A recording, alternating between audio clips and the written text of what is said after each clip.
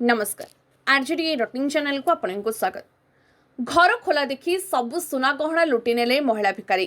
7 तोला सुना चोरी थाना एतला। रायगड़ा सहर रानीगुड़ा फार्म द्वितीय लाइन रे महेश कुमार को घरे दिन 11टा समय दिवालोकरे कलाकना बुलाई दुर्बृत्त। महेश कुमार को घर सोमवार 11टा बेले 7 भरी सुना चोरी होइतिबा नै थाना रे एतला दैछन्ती महेश। घटना प्रकाश महेश व तांको परिवार कोनोसी एक कार्यक्रम को जीवा पई बाहरिथिले। ए समय तांको घर लोके आलमीरारू सुना गहना बाहर करथिले पिंधिबा पई, हेले कोनोसी काम पई घर खोला रखी प्रथम महला को जाइथिले।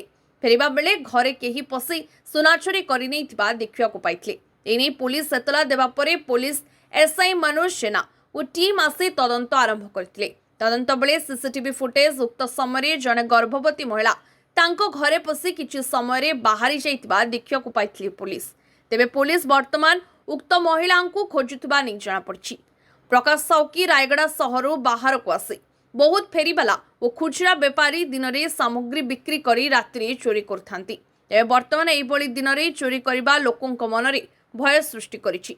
एने आईएससी प्रसन्न कुमार बेहेरा कहते जे बाहर राज्यरू एठाको आसुवा लोकों को खोजी सेमानंकु ट्रेन जोगे सहररू बाहर को सेमानंकु गाँ को पठा जाउछि।